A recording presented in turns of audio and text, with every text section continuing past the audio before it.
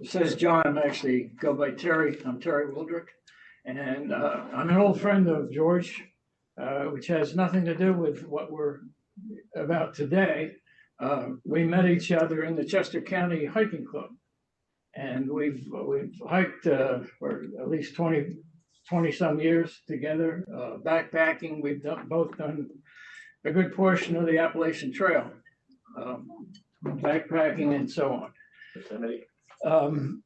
We're also, the other common bond, and just in our discussions, was that we both served in Vietnam in the Army and the Special Forces. What always impressed me is George was one of the Army's first halo jumpers. That's high exit, low altitude, basically free falling, skydiving. And you did that in Vietnam, I believe, as well. Okay. So he also, following his stint in the Army, was a Pennsylvania State Police for 30 some years.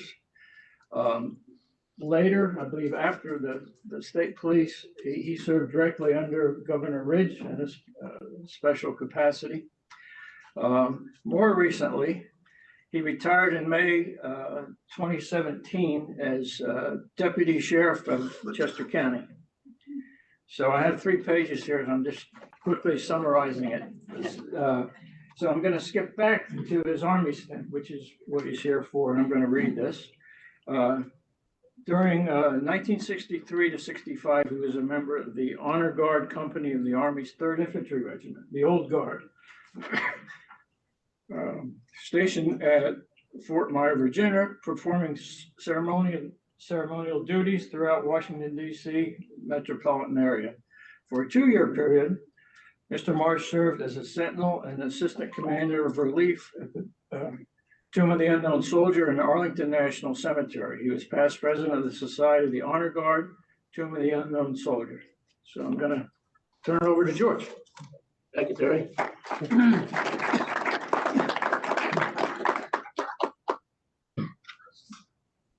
Good morning. Good morning. Thank you to Dave and Ted for helping me get set up to do this. I appreciate the opportunity to come and speak to you. If you have any questions during my presentation, you may raise your hand. If the question is something I'm going to answer later on, I'll just ask you to hold on until I get to that. If not, I'll try to answer it right away. And then at the end, we'll have a Q&A session as well. So I would begin by saying that back when I was younger, much younger, there were coming of age times in someone's life, as you all know. You became 10 years old. That's the first time you had 2 numbers in your age. 13, you were a teenager. 16, you could get your learner's permit to drive. 18, you had to register for the draft. Now, at the time I was about to turn 18, you could go and register for the draft about 3 months before your 18th birthday. So the place that I would go to, the draft board, was at the post office in Coatesville, which you've ever been up there. It's a big marble building, very fancy. The draft board was downstairs at the end of a long hallway when you turned right off the stairs. So I was anxious to get up there and register for the draft. Everybody wanted to get it, registered for the draft at that time. And so I went downstairs about 15 minutes earlier, was sitting on the bench outside the draft board office. And I heard the door at the top of the stairs open. A fellow comes down. He's got a suit bag over his shoulder. He walks up to me and he says, "Why are you here?" And I said, "I'm here to register for the draft." He said, "Well, they'll be open in about 10 minutes. Just hang on and then go on in and take care of that." So he turned around and went down the opposite end of the hallway where I couldn't see him beyond the stairs, heard the door open and shut. And about 5 minutes later, I heard the door open and shut again. And he comes back down the hallway and he's the Army recruiter. So he comes up to me and says, "You really want to be drafted?" I said, "No, I don't want to be drafted." He said, "Well, what do you want to do?" I said, "I want to do what my father did. He was in the Second World War. He jumped into Normandy as a paratrooper there." So he said, "Well, that's considered a military occupational specialty, that you would, when you would go into the service, rather than them put you through basic training and then decide where you're going to go, you could register ahead of time for a military occupational specialty. But you have to take a test to see whether you are good enough to take that specialty you want to do." And he said, "I have the test book down in my office." So I still had some time. So I went down, took the test, and he's scratching his head, looking at the answers, and he said, "All right, you got a high enough score here that you could go into the airborne when you go in the Army." I said, "Okay, fine." So I went down and registered for the draft. I got home that evening, sitting there at supper. My dad said, "How'd you make out registering for the draft?" I said, I did fine. I said, "I had this paper here for you to sign." He said, "I didn't know you had this. I had to sign a paper for you to register for the draft." I said, "No, it's not. I enlisted in the Army today." I said, I got a high enough score to win the airborne, so I enlisted. He said, "Boy, you can get a 0 on that test and win the airborne." Yeah. So shortly after I graduated from high school, I went to basic training at Fort Dix. And while I was at basic training at Fort Dix, we had you go out and do drill and ceremonies and all that sort of thing. And I came back one day in the platoon, and they called out my name and 2 other names and said, "March, Morris, and Clemens. The first sergeant wants to see you." Well, if you've been in the service, you know you don't want to be talking to the first sergeant when you're a private. What was this all about? So we went in to talk to him, and he said, "One of the responsibilities we have is to observe our privates in their drill and ceremonies, see how they march and all that." He said, "If you didn't know, there's a ceremonial unit in Washington, D.C., that if you're good enough to pass their test, you can stay there and be part of the ceremonial unit. But we called you guys in because we think you could be candidates for that. You march well enough and so on." Well, was in Boy Scouts. We did a lot of parades and things like that. And I really liked doing that, really regimental stuff. So anyway, went in, talked to the first sergeant. I said, "Okay, I'll go down to Fort Myer for the test." And he said, "But listen," he said, "your military occupational specialty, if you don't pass the test there at Fort Myer to go into one of the ceremonial companies, then they'll send you wherever they want to." I said, "Okay, fine." I go. Fortunately, I was fortunate enough to be able to stay in honor guard company down there. And the first thing I did was to be a casket bearer for funerals at the cemetery in Arlington National Cemetery. So now I'll back up a little bit and go into the Old Guard, which is the 3rd United States Infantry, was formed in 1784. The symbol here, of course, you can see the 3 stars indicating the 3rd Infantry. And here in the middle, is that working? Yeah, that works, but it's not very good on the screen there. Okay. In the middle here, you'll see like a green hilltop with a castle on top of that. That is the Chapultepec Castle in Mexico City during the Mexican War. The 3rd Infantry charged that citadel there and overtook it with a bayonet charge. So that's why it's represented there, and you'll see it crossing behind the symbol, a bayonet, and the other side is a baton. And that baton is the Chapultepec baton, which is the baton that was being used by the band players to play while the charge was going on. So that Chapultepec baton is now in the museum down at Fort Myer, Virginia. And the reason that the bayonet is there is because the bayonet charge is how they overcame that resistance there. And the United States Army today, as a result of that, is the only U.S. military unit that is permitted to march in parades with fixed bayonets on their rifles. Now, during the ceremonies of the recent inauguration of the president, you may have seen people stand, different members of different service branches standing along the side, holding order. Let's see. Order arms. What is it? Order arms. Not order arms when you go down.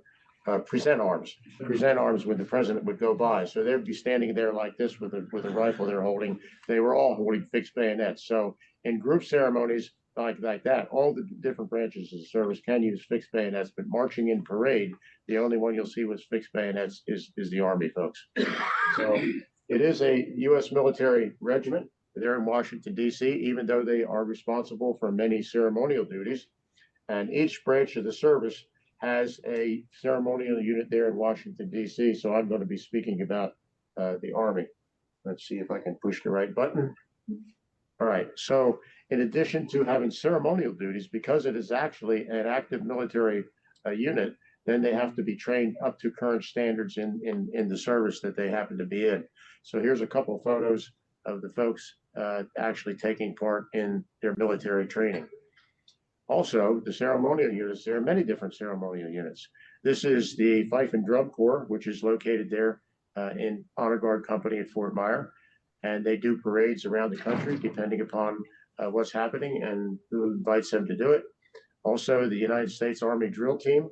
Each branch of the service has a drill team as well. This happens to be the Army's drill team. And the caisson platoon is there at Fort Myer. Now, the caisson platoon, the caisson is the wagon that's carried behind the horses. It is the only active military regiment today that still has and maintains horses as part of it. And there are no cavalry regiments per se anymore. So this is a photograph of the caisson being taken with a casket on the back of it into Arlington National Cemetery with a flag draped casket. We don't see the casket bearers alongside here, but here you can see casket bearers alongside the casket. These are Army casket bearers. So you know that the individual who has passed away here was a member of the Army, and it is the Army who is accompanying them to their gravesite. If this were a different branch of service for the individual who was deceased, then the casket bearers would be from that particular branch of service, even though the horse-drawn caisson is taken out by the Army there as well. So in addition, so there's another photograph. I think I went the wrong direction. Okay. This happens to be the Army casket, the Army funeral here. These are all members of the Army. Depending upon the weight of the casket, you would either have 6 pallbearers or you would have 8 pallbearers here. So this happens to be a fairly heavy deceased individual in a fancy casket. So that's why they have 8 pallbearers here in this case. So I began my tour of duty there at Fort Myer, Virginia, as a member of the Army's casket bearing team. Also there in Fort Myer in Honor Guard Company is the rifle platoon.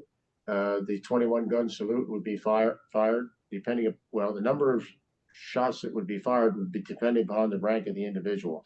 If the rank was high enough, and it would be a 21 gun salute. Otherwise, they might have a 14 gun salute for someone in a lower grade.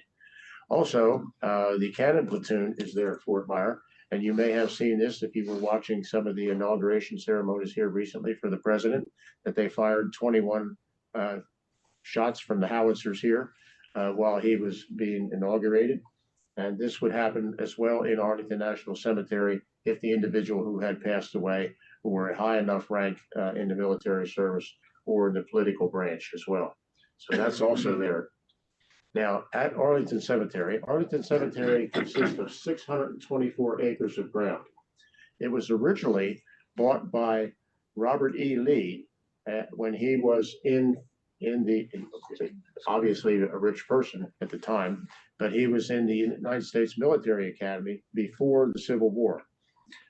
He bought the property, and his grandson, who was also a very affluent individual, actually built what is now known today as Arlington House. It used to be called Custis Lee Mansion.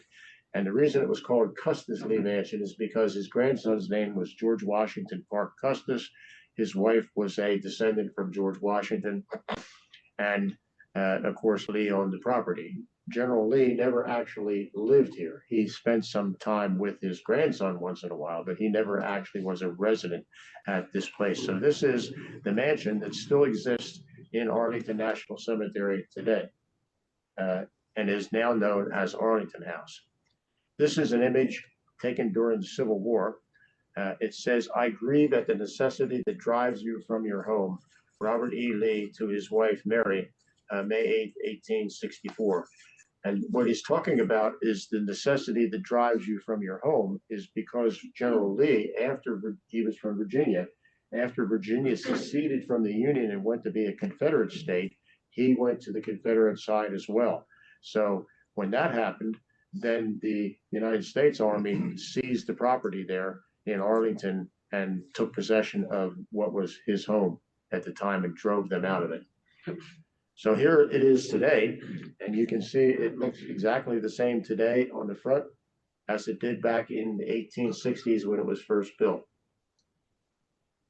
Now, Yes. I hear somebody say question? No, okay. Now I'll move into the area of the unknowns in there. There are 624 acres there.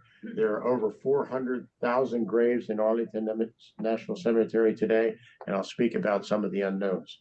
What we see here is a grave that just says unknown citizen. Now, after the Civil War, the Army decided that this was going to be, the nation decided that this was going to be a national cemetery. And when the Emancipation Proclamation occurred, all the slaves and so on and the people of color who lived in the Washington, D.C. area, a place was presided for called Freedman's Village. Freedman's Village was constructed on the lower part of what is now Arlington National Cemetery. And as the citizens passed away, they could be buried there. So here was an unknown, perhaps brought out of the city, buried there at Arlington Cemetery. In the background, you can see a Reuben Thompson, citizen, and a Bennett, another citizen, and another unknown there as well. So there are unknowns throughout Arlington National Cemetery. Here we see two gravestones, and these are unique because you can see the shield shape on this gravestone here that you didn't see on the others. This one here says unknown, obviously an unknown individual. This is Mark Davidson, Company A, 45th Regiment, USCT, United States Colored Troops. So if these were individuals who were unknown or from the colored race, then they were buried differently with this crest on there as well to indicate that. I'll read this here. Beneath this stone repose the bones of 2,111 unknown soldiers gathered after the war from the fields of Bull Run. Maybe I can read it better if I put my glasses on. From the fields of Bull Run and the route to the Rappahannock, their remains could not be identified, but their names and deaths are recorded in the archives of their country, and its grateful citizens honor them as of their noble army of martyrs. May they rest in peace. September 1866. So this was created in Arlington Cemetery in what is known as the Confederate section, because in 1866, after the war, the country got back together again, and then they decided that it would be appropriate to bury Confederate unknowns here as well. So here we have reposed the bones of 2,111 unknown soldiers from the Civil War. Here is another, not for fame or reward, not for peace or rank, not lured by ambition or goaded by necessity, but in simple obedience to duty as they understood it. These men suffered all, sacrificed all, dared all, and died. So here's another unknown monument here, and it is unknown whether these are Confederate or Union because of the manner in which the remains were gathered back in those days. Here's another common grave. 14 unknown soldiers and sailors of War of 1812, symbolic of all who made the supreme sacrifice in that war. Now, what you're looking at here is one of the Arlington cemeteries divided into 67 sections. There are 16 sections in there where it is possible to have family chosen headstones versus a military headstone. Those 16 sections are all full now, so it is not possible to have a family ordered headstone put over the grave of an individual buried in Arlington National Cemetery. All the remaining headstones are military headstones, government headstones. Here also is one of those family headstones. This is from the Medal of Honor winner, Colonel Carl Leonard Sitter, United States Marine Corps, who died in April 4, 2000. Also, his wife will be buried here. I believe she is buried there now, but I took this photograph before she had passed away. So you'll see here what are called emblems of faith on here. Now, I'm not sure what these particular emblems of faith are, emblems of belief.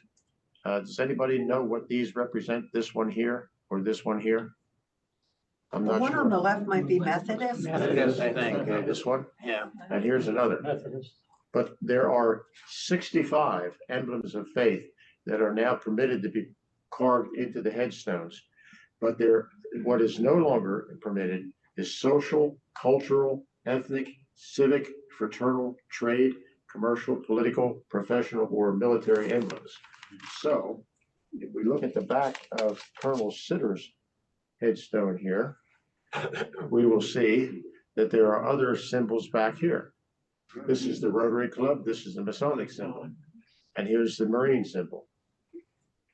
These are no longer permitted to be carved into headstones at Arlington National Cemetery. The only symbols that are permitted are one of those 65 emblems of faith that I mentioned to you before. So in 1915, before the First World War began, the United States decided that in Arlington National Cemetery, they would construct a place to assemble and honor American defenders. And that would be the Memorial Amphitheater that you see in Arlington National Cemetery today. That was authorized in 1913. Congress decided that that would be done in 1913. Well, the Civil War began in 1915, and the First World War, and the United States entered the First World War in 1917 before the war ended. So this began construction in 1915 while the war was going on. And if you were to get down there today and look at it, all the carved names of the battles around the Memorial Amphitheater were battles from the First World War. So what we're looking at now is the south side of the Memorial Amphitheater, and we're going to work our way counterclockwise around that as we view that from the side. So now, actually, this next photograph is looking at it straight on in this direction. So here, you're looking from south to north going this way. So you'll see that this is a marble amphitheater. All the seats in there are raised on an incline, marble seats, so you can see what's happening up on the stage area here as well. I'll work around one more way. Now we're looking at it from the other side. Back here's the north side, south side. So this would be north, south, west, right? Mm-hmm. So that would be the west side. Off in the distance here, you can see a building. That's the National Cathedral in Washington, D.C. And this building here is the Custis Lee Mansion, now known today as Arlington House. So I'm going to talk about the tomb guards as well, who are the sentinels at the Tomb of the Unknown Soldier. They have a quarters underneath this front part of the amphitheater. And when they're out there for their 24-hour tour of duty, they are residing in the quarters underneath the Memorial Amphitheater there. In the background here, you'll see an image. This is the mast of the battleship Maine, which was sunk in Havana Harbor during the Spanish-American War, and it was brought here. So many of the individuals who died on the battleship Maine are buried there around that monument as well. Now we've looking south here now, and you can see here, this is the Tomb of the Unknown Soldier in front of the Memorial Amphitheater. And it looks like this today. And I'll describe this a little bit further as we go on. Now over here on the right-hand side, it's a little difficult to see. There's a three-sided canvas structure over there, and the sentinels refer to this as the box. The sentinels march the 21 steps back and forth in front of the tomb, but if there's a wreath laying ceremony, then they are positioned in the box while the wreath laying ceremony happens there in front of the tomb. And I'll get back to the little story about that a little bit later. So in 1921, after the First World War, the United States decided that, following the example of Belgium and France, that they would create a Tomb of the Unknown Soldier in the United States, and it was decided to do this at Arlington National Cemetery. So this is a photograph of the construction people beginning to construct the tomb. The tomb today sits vertically above this location where they are. Or more of the building pictures there. You can see off in the DC area, the Washington Monument. So in 1921, after the decision had made to take an unknown soldier from the First World War, there were 4 military cemeteries in France, because a unknown soldier from each one of those military cemeteries in France was brought into the city hall in the town of Chalon-sur-Marne. This is a photograph of French soldiers escorting one of the 4 American candidates into Chalon-sur-Marne City Hall on October 23rd, 1921. The following day, one would be selected as the unknown soldier to be interred in Arlington. So each unknown was disinterred from the 4 different military cemeteries in France, which, by the way, today are United States government property, and they are maintained by the American Battlefield Monuments Commission today in France on United States soil. So one unknown was brought from each one of those cemeteries. They were placed in identical caskets with identical flags, taken into the city hall in Chalon-sur-Marne and laid side by side. Everyone exited the building except one soldier, who went in and then moved the caskets around to a different position. That happened 3 different times, so nobody knew exactly which casket came from which one of the cemeteries. They all looked the same and had been moved around by different people. They had no idea. And the Sergeant Edward Younger, a Medal of Honor winner from the First World War, went in and placed a white wreath, white rose on one of the caskets, and that became the unknown soldier from the First World War. The other 3 who were not selected were returned to the military cemetery in France at Aisne-Marne, and they were buried side by side. And you can go there today and still see those graves of the unknown soldier. One of those 3 were laid side by side there in the cemetery in Aisne-Marne. This is a photograph of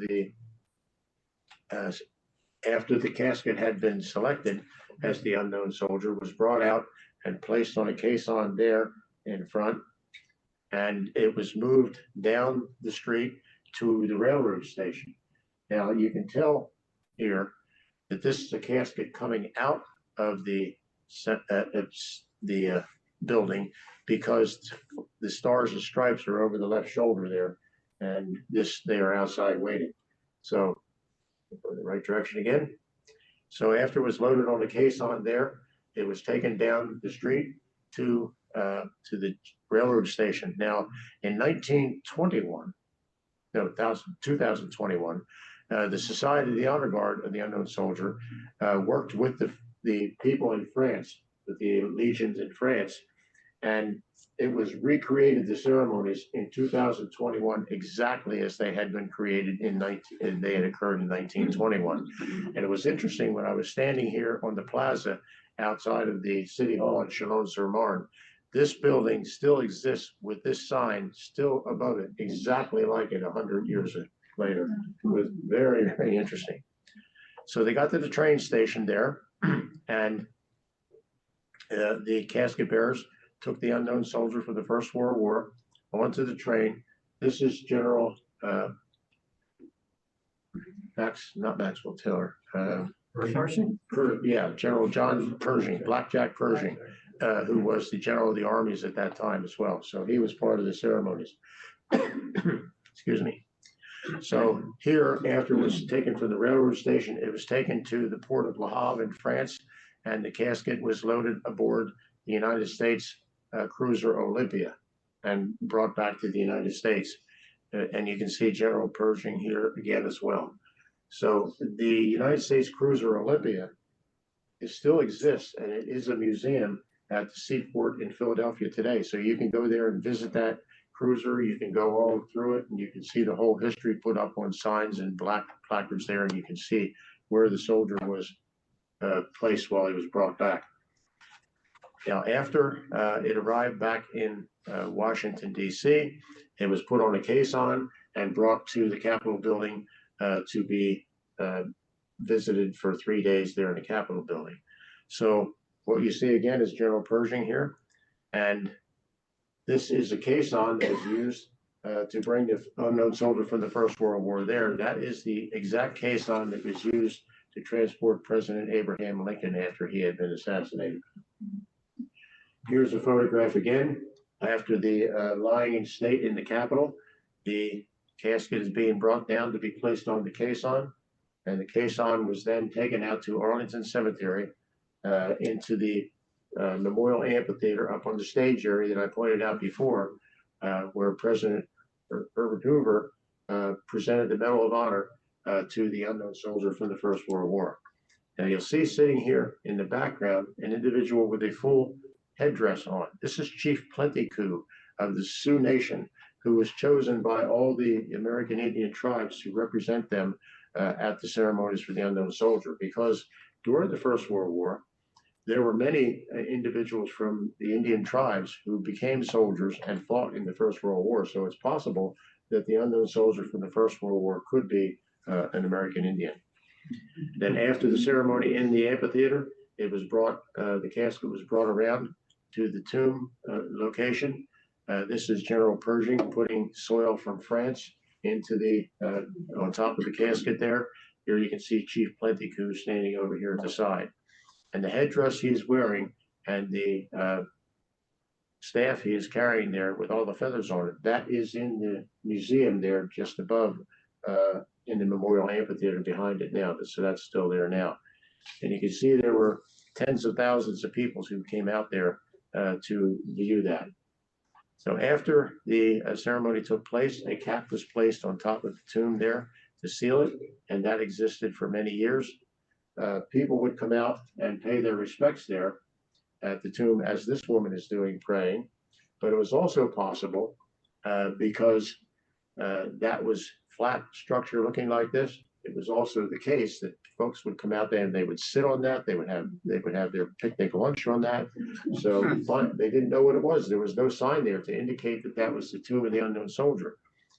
So it looked like that for a while until a fence was finally put up around it, and the sign, the very first sign there was "Tomb of the Unknown Soldier" was placed there.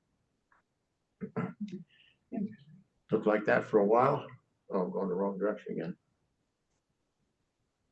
Until in 1926, the Army stationed at Fort Myer decided that they would put a sentinel up there who would walk back and forth. We don't know exactly, there's no record of what the actual ritual was for the changing of the guard at that time with the sentinel, but we know the sentinel was there from 1926 during daylight hours. Until 1931, on New Year's Day, a block of marble was brought from the Ewell quarry in Colorado and placed on top of that tomb there as well. And for 16 months, that, once again, wrong side.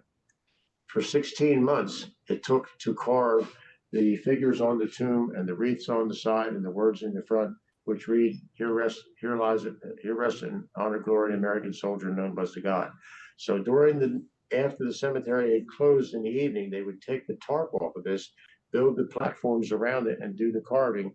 And then when they finished in the daylight that was existing, they would put the tarp back on, take the platforms away, so folks couldn't see the unfinished tomb there for those 16 months. It took 16 months to do that. So in April of 1934, actually the tomb was unveiled for the very first time to look like it looks here today. Now I mentioned the box that we're seeing off to the right here. The tomb guard quarters are underneath the Memorial Amphitheater here. So the individuals who are serving as the tomb guards for that 24-hour period, they reside under there. Their meals are brought out from the mess hall in Fort Myer, and they have regular laundry type, you call them the presses, all the clothing presses downstairs there, so they can press their uniforms and all that.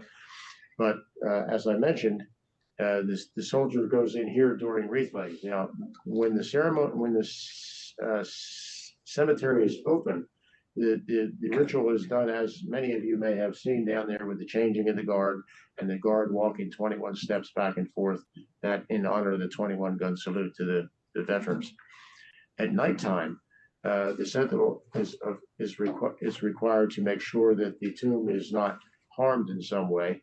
So not only do they change the guard in the usual way and do their marching, they also get off the tomb, off the mat, and walk around to make sure everything is safe. Now, if there's a problem up there at nighttime, and during the daytime as well, there's a military field phone inside the box. Now, a military field phone, when I was there, it wasn't like a cell phone or anything like that. You didn't have that electrical connection. In order for the phone to ring down in the quarters to alert someone, the guard had to go into the box and take a crank on the side of the field phone and spin the crank. And the more you spun the crank, the louder the bell would be in the quarters. So a sentinel named Stanley Eldred from Spokane, Washington, was a sentinel on duty about 2:30 in the morning one morning, and I was the awake sentinel downstairs, ready to go up and assist if necessary. And I heard the phone ringing so loudly that it almost jumped off the hook there. So I got on the phone and said, "Stan, what's the problem?" He said, "You got to get up here. You got to get up here fast." By the way, there were no floodlights in the area at all up there. It was totally dark at nighttime back then. Now they have floodlights. He said, "You got to get up here. There's the biggest rat I ever saw in my life." He said, "It's not afraid of anything." I said, "Okay, Stan, I'll be right up." We had a military flashlight, which was the two batteries in it with a little curve on it. And I said, "Stan, where's that rat?" He said, it's over there. It's over there. Be careful." So I got the flashlight and shined, and I see these two lights, these two eyes looking at me. I said, "Stan, is that the rat?" He said, "Yeah, be careful, be careful." I said, "Stanley, that's a possum." He was from Spokane, Washington, and never had seen a possum before. He thought it was a giant. So there was a lot of stories to tell about our time up there. So shortly after the tomb was put in place and the sentinels were there, then they began their marching during the daytime. And then later, after the tomb cap was put on, the 3rd Infantry Regiment began guarding the tomb 24 hours a day, which was ever since then. So people could come out, though, and get as close to the tomb as you see here, because the chains were placed around it rather close. Today, they are very far back. You can't get anywhere close to them like you used to be able to. So even when the chains were like this, when we came out for the changing of the guard, the chains would be in that same location, but the people would be so close around that they had to bring other soldiers up to make sure that they could do the changing of the guard on the mat there without the people standing in the way. Now, okay, one other thing that sentinels are responsible for is making sure that nobody approaches the tomb. It's out there, it's very ceremonial, the ritual that they're going through, but they're also responsible for making sure that nobody harms the tomb in any way. For instance, might come up and put spray paint on it or something. So when I was at the tomb, the chains were a little bit further back than this, but they were very close to the mat, came up to the ends of the mat, and then went in a diagonal in front of the tomb like this. So individuals could actually get in front of the sentinel when he was standing at the end of the mat with the tomb over here, looking in this direction. The chains would go that way, so people could go down a couple of steps there and get in front of the sentinel, but still outside the chain, and take pictures of him like this. So I'm at the end there one day, and I'm looking, and there's a woman standing there, and you know what a brownie camera is? Mm-hmm. She had a brownie camera with a flash on the top, flash bulb on the top of it, a reflector. And it used to be on a brownie camera, there was a little pink window in the back. You could see what the number was, where you were along the number of films. And I see her about to take a picture of me, but I can see the little pink window, and the flash reflector is not pointing towards me. And I'm thinking to myself, oh, I hope she doesn't have a flash bulb in there. Well, sure enough, she did. She took the picture. She was this close, and the flash bulb was right off in her face. I'm thinking, thank God she didn't take another step off the steps and fall down. But I didn't finish my 21 count there at the end before I made the turn and faced away. The 21 count is the sentinels march back and forth on the tomb 21 steps. When they get to the end of the mat, they make a facing movement so that the tomb is on their left or their right, depending upon which end of the mat they're on. and then they count 21 seconds. So before they turn back and count another 21 seconds and then do the 21 steps again. So the other story is one time I was on the other end of the mat and the chains were going down diagonally. And there was this guy, I would say was in his late 30s, early 40s, took one step over the chain. I came down to port arms immediately from the right shoulder. Port arms, halt, visitors are required to remain outside the chain. He took another step over with his other foot. Well, then I started to go towards him. And you know what a butt stroke is? When you're holding the rifle like this, a butt stroke is when you force the butt up like this. If he had taken another step, he would have gotten a butt stroke right here because he would not have been permitted to harm the tomb. Fortunately, when he saw me come down to port arms and start to go towards him after he stepped over with both feet, he realized he ain't going no further, so he got back out. Yeah. And of course, on the internet today, with social media and all that sort of stuff, you can see where people have posted videos of that they've taken there at the tomb while the sentinel has been challenging someone there. I remember one time too that I was standing on the mat, facing down the mat with the tomb off to my left. The chains were right up maybe 6 feet away, just so far enough that you couldn't touch the sentinel. And a child about 5 years old ran under the chains. I came down to port arms, halt, parents are requested to keep their children outside the chains. Well, they froze, the child froze. I had to go over and take the child by the hand and take him back outside the chain. Another time, I came down the end of the mat, did my facing movement this way. So the chain is right over here outside at arm's length. You couldn't touch the sentinel, but you were close enough that you could actually speak to him.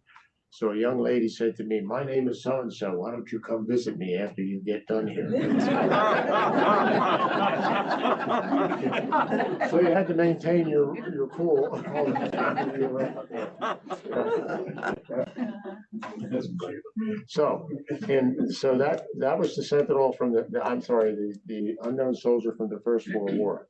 In 1958, President Eisenhower decided that there should be an unknown soldier from the Second World War and from Korea. So there were 9 cemeteries in the Pacific, in the European theater from the Second World War, and 5 cemeteries in the Pacific region from the Second World War. And then there was all the unknowns from the Korean War were in the National Military Cemetery in Hawaii while they were being interred. So a decision was made to disinter one unknown soldier from each one of the cemeteries in Europe and the Pacific. They were all put on one battleship. An individual honor guard,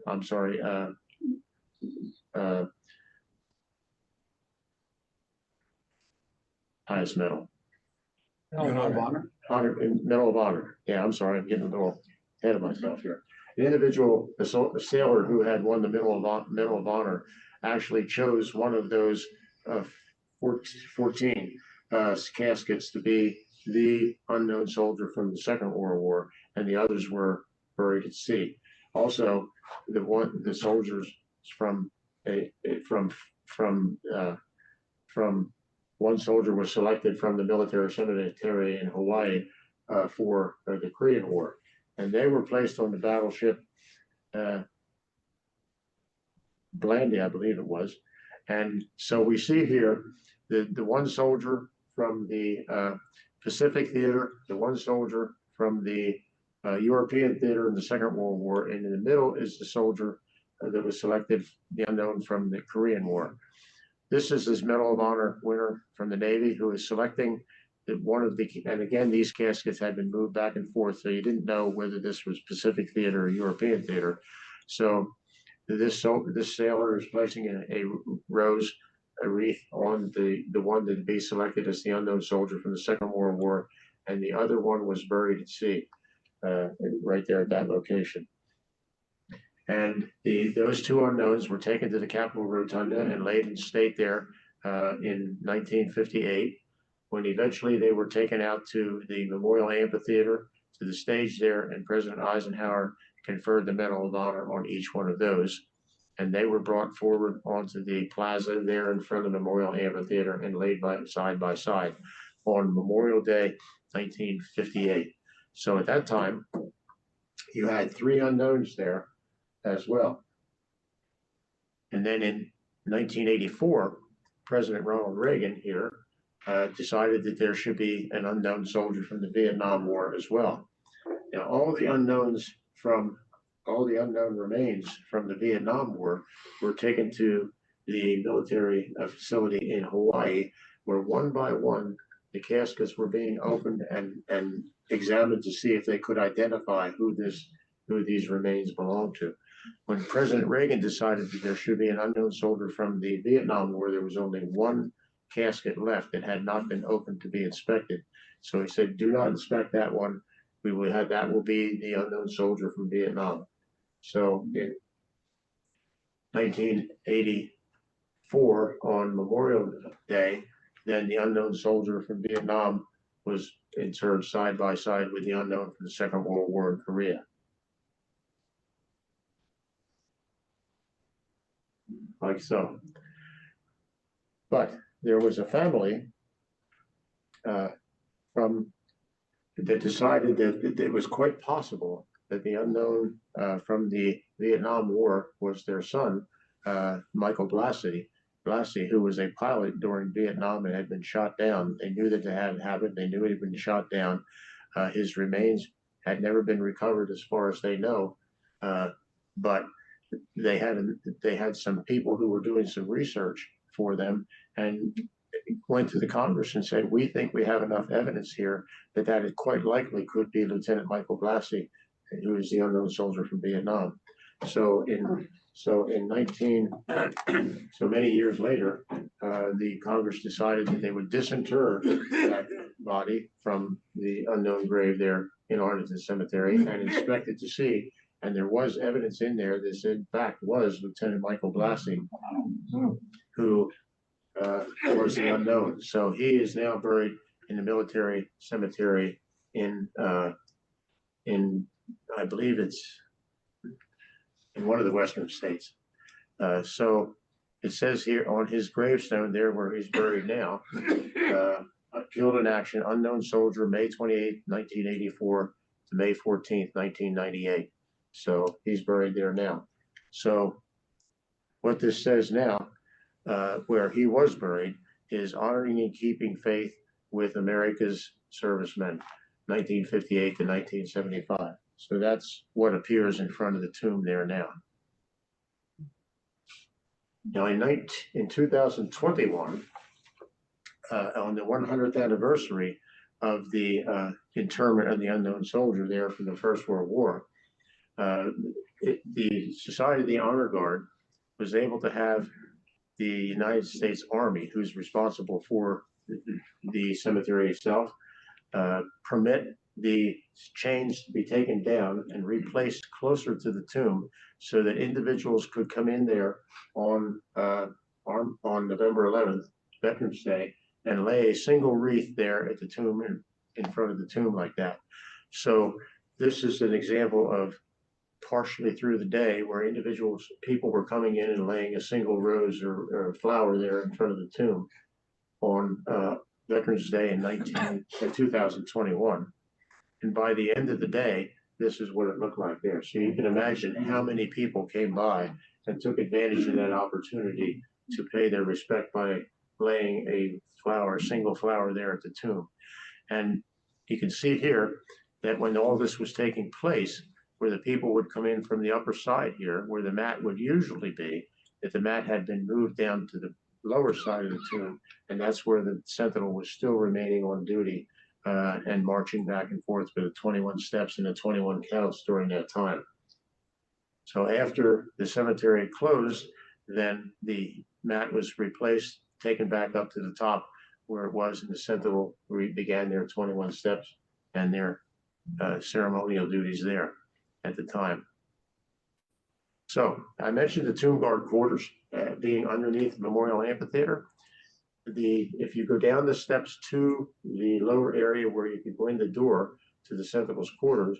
This is a marble plaque there. It has the Sentinel's creed on it. My dedication to this sacred duty is total and wholehearted, and the responsibility bestowed on me never will I falter. And with dignity and perseverance, my standard will remain perfection. Through the years of diligence and praise and the discomfort of the elements, I will walk my tour in humble reverence to the best of my ability. It is he who commands the respect I protect. His bravery that made us so proud. Surrounded by well-meaning crowds by day, alone in the thoughtful peace of night, this soldier will in honor and glory rest under my eternal vigilance. So this is on the wall outside the tomb guard quarters. Now what you'll see here is carved into the marble is the tomb guard identification, the tomb guard identification badge.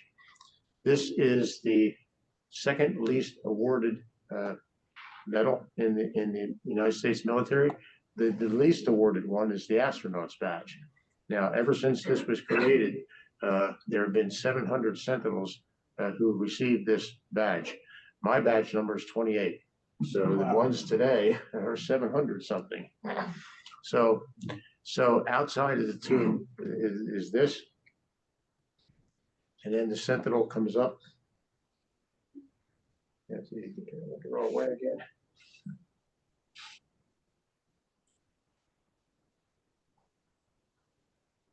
Now, if you look in the upper right-hand corner here, you'll see an actual size tomb guard identification badge, and I'll pass this around here. This is the actual size of the tomb guard. This is a tomb guard identification badge. You can pass that around, take a look at it. So up in the upper right-hand corner, there's this one. When the Sentinel comes out of the guard quarters to take their time up on the mat, they will take their gloved hand and wipe it very lightly across that badge. So you can see how many times the Sentinel, you can imagine how many times the Sentinel has come up out of there to rub their hand across that metal badge there in the upper right-hand corner and have it look like that. So this is a photograph downstairs in the tomb guard quarters. What we're seeing, the tomb guard identification badge is worn on the right pocket.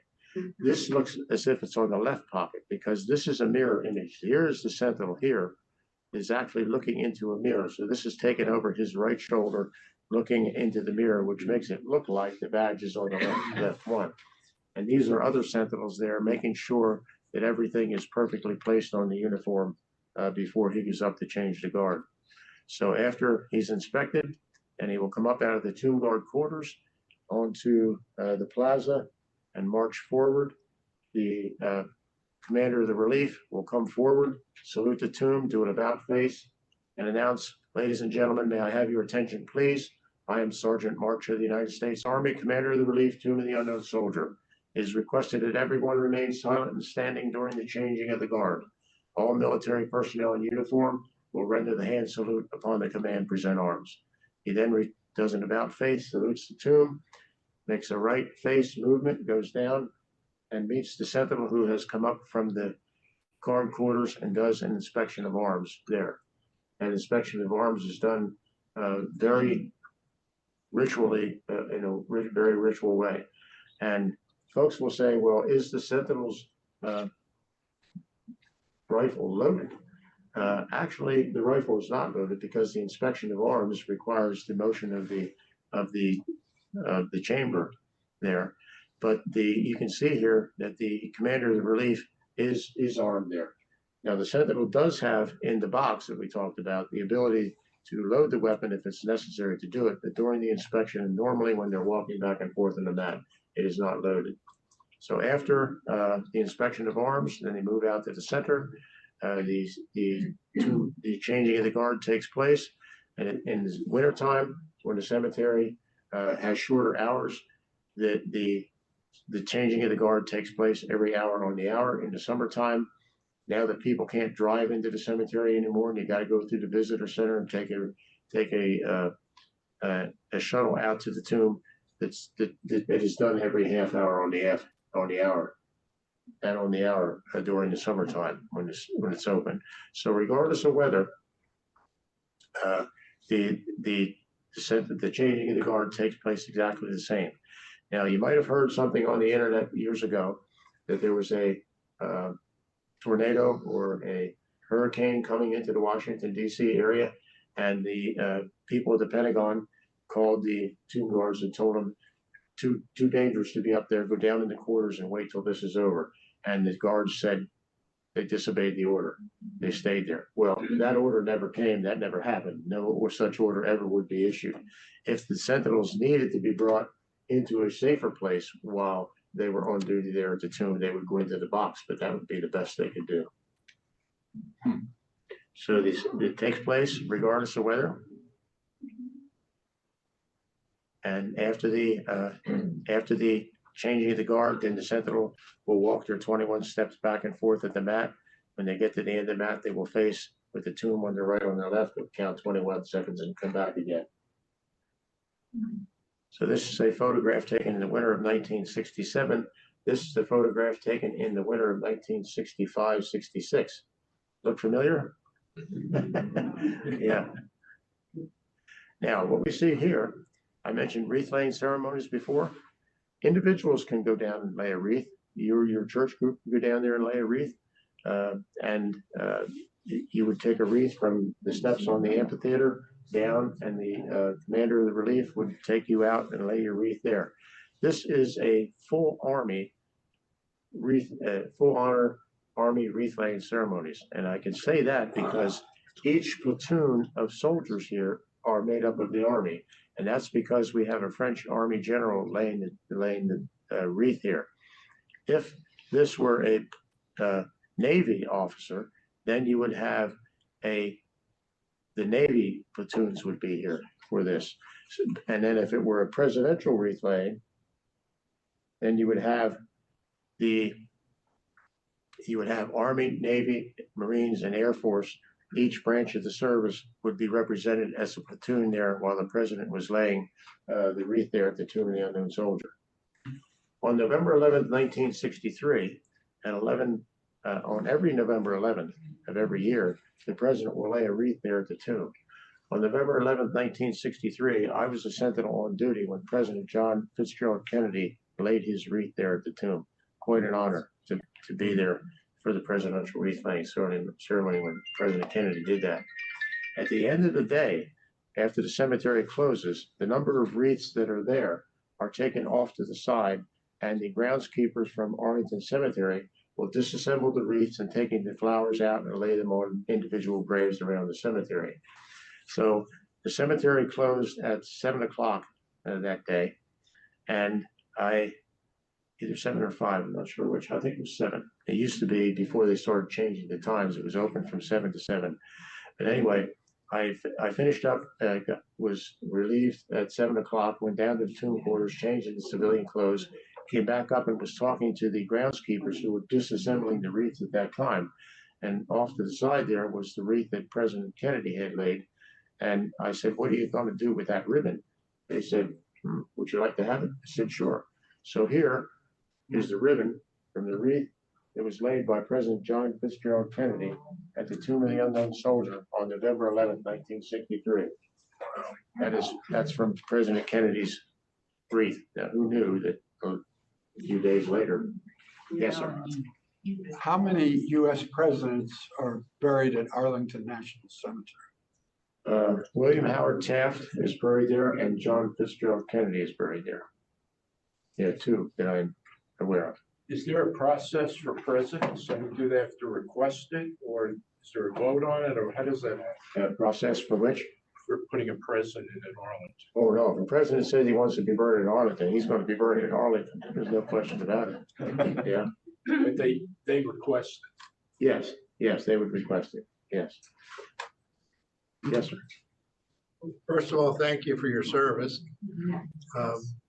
Second, if you go on the internet, there's all sorts of myths about the Sentinels. And one of them is that you can never take a drop of alcohol the rest of your life. What are some of the other myths about what you Sentinels have to do? One thing that I forgot to mention here is that the Tomb Guard Identification Badge is the only military emblem awarded that can be revoked from your military record if an individual who had been a prior Sentinel misbehaves in a way that would bring disrespect to the tomb or the unknown soldiers. Unfortunately, that has happened a couple times, but that is true. Now, I don't know what all the myths are, but that one particular myth there is you can't use foul language or drink another drop of alcohol. I will not say a word that could prove that myth is incorrect. No, that is incorrect. You can't drink alcohol. You can't swear. Use swear words. No, but if you do behave in a way that would obviously bring disrespect to the tomb, then that award can be revoked from your military record forever. Yes. I'm a little unclear. So is there no one in the Vietnam tomb? Yes. That is empty. Okay. Yeah, where the unknown soldier from Vietnam used to be buried, that is an empty vault at the present time. Okay. And what do you think about when you're marching? The question is, what do you think about when you're marching? Well, you have to be very precise as far as counting the 21 seconds. So you practice and you practice and you practice, and when you're standing there, you're counting the 21 seconds. So during that time, and then the next time is your 21 steps while you're going back and forth. So you're looking around a little bit with your eyes. You never blinked when you were there on the tomb. Never blinked at all. So an hour or a half hour, however long you're in, you never blink, because you don't want to ever have a photograph taken of a sentinel with their eyes closed. You know? So you don't blink. So you're thinking about that, but it depends upon the weather, and you're thinking about making sure that you've got the ceremonial changing of the guard correct as far as the language you're going to be using that. So it's pretty much focused on the job you're doing at that point. You're not thinking about, that lady who said to you at the end of the mat, come and see me when you're done. How many sentinels are in the group Right. at Arlington? The question is, how many sentinels are in the group? It depends on the ones who are qualified and been trained and passed the training to be able to do that. Typically, there's a relief commander and 4 sentinels there. So in the summertime, the sentinel will be on duty a half an hour and then 3 half hours off until the next one came back on again. But sometimes there are only 3. So that would be an hour on, an hour off, or 2 hours off. So it depends on how many are actually there. I mean, you can take leave, you can go on leave, you can have days off, you can be ill and not be able to do it. So typically there are 4 members on a relief. There are 3 different reliefs, all of the same size. And you have one 24-hour period when you're there as a sentinel. And then you've got 48 hours after that, which you would either be doing military training or you'd be preparing your uniforms for the next time you go on. Yes, sir. During the allergy season, what if the guard on duty has to sneeze? You take antihistamines before you go up? Well, you're not permitted to go up if you would be in a situation where that might happen. You just couldn't go. You couldn't risk that. Yes. With DNA technology, there's likely will never be another. Yes, that is true. The observation there is with DNA technology, it is very likely that there will never be an unknown. That is very true, because everybody's now in the service, their DNA is part of their record. So if there any remains at all would be identifiable to these days. There will never be another unknown. Yes. There's no minimum rank to become a member of the Guard? No. Well, no. When I first became a sentinel there, I was a specialist 4th class. And by the time I finished, I was a sergeant E5. But there is no minimum rank at all. Now, in order to be a relief commander, then you must be at least you can't be a private to be a relief commander. Yes, sir.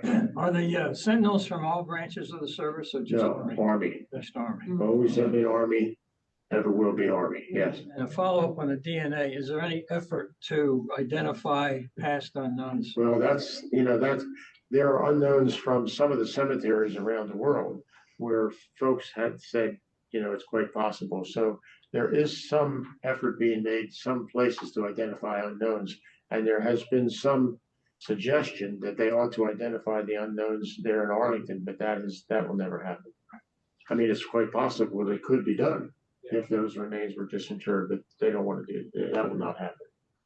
Yes. When a person is buried somewhere in the cemetery, is there an honor guard that is there at the casket? Yes. Yes. Are the sentinels not part of that ceremony? The question was, is there an honor guard when individuals are buried in Arlington Cemetery? Yes, there is. If they are there will be a casket bearing team from whatever branch of service they were from. And if their spouse is buried there or their children are buried there, in some cases is permissible, then there would also be a casket bearing team there as well for that. So the only time that there is a multiple one, it would be like for a presidential wreath laying, like President Kennedy's, where they were branches of every casket bearers from every branch of the service when they buried President Kennedy there. Yes. Are there any women sentinels? Yes. Question was, are there any women sentinels? The 3rd U.S., it's a U.S. infantry regiment. Of course, there was a time when you could not be female and be part of the infantry regiment. But in 1994, then a military police unit was assigned to the 3rd Infantry Regiment, and there were women in the military police. So Sergeant Chelsea Porterfield became the first female sentinel at the tomb of the unknown soldier. And there have been 7 or 8 of them now. In 2021 was the first time, that was 1994, that the first woman sentinel was there. And in 2021 was the first time that the ongoing sentinel, the offgoing sentinel, and the commander of the relief were females. That has happened only once. Yes. Is the cemetery now considered closed? And if not, how many spaces are still available? And if it is closed, then will there be a new national cemetery created? Well, the question is the cemetery closed? No, the cemetery is not. There didn't used to be a columbarium there where you could have ashes buried, but there is now. So many of the interments there in Arlington occur there. But it used to be, when I was stationed there, that the south post of Fort Myer was below what existed of Arlington Cemetery at the time. South Post doesn't exist anymore, and that is still an area where the cemetery has been expanded to, and burials are still taking place there. So there are still locations in some of the sections where there are burial possibilities. Yes, sir. You said this before in the initial part of your talk, but what was the significance of the 21 steps? The 21 steps, well, that goes back to the time when sailing ships were going into foreign ports, and the requirement was, well, they would have 7 cannons on a sailing ship at that time. That's how they were built. That was the design. So the idea was that they would, before they would go into a port, they would fire all 7 cannons, 1, 2, 3, 4, 5, 6, 7. And the port would fire 7 cannons as well to respond to that. And then the 7 on the other side of the ship would have to fire 1, 2, 3, 4, 5, 6, 7. So that was a 21 gun salute, so to speak, to make sure that everyone was safe. And that was adopted by the Congress as a honorary number of shots to be fired for significant individuals. Thank you. Mm-hmm. Yes. My son lives around the Washington DC area, and he and my daughter-in-law every December volunteer to put the Christmas wreaths on the. Yes. It's not done for every tomb. Wreaths across America. Speaking of wreaths across America, every single grave in Arlington's National Cemetery has a wreath placed on it at Christmas time. And my son does that. Yes. Oh, interesting. Every single grave. Yep. Well, since I used to live in Maine, I knew the people who ran the wreaths across America. They do that in every military cemetery in the United States. Yes, that tradition has caught on, And obviously, that's a very expensive thing to do. But Wreath Across America is done in every military cemetery across the United States. And in many civilian cemeteries, a wreath is laid at the graves of veterans. Laura? What are the criteria for the decision to decide that you want to be buried in Arlington? And who makes those decisions? Yeah, it has gotten more strict recently, and I honestly don't know. I would have to go online and look at the Arlington National Cemetery site to see what the requirements are to be buried there now. It's much stricter than it used to be because of the size limitations. George, All right, thank thank you. you.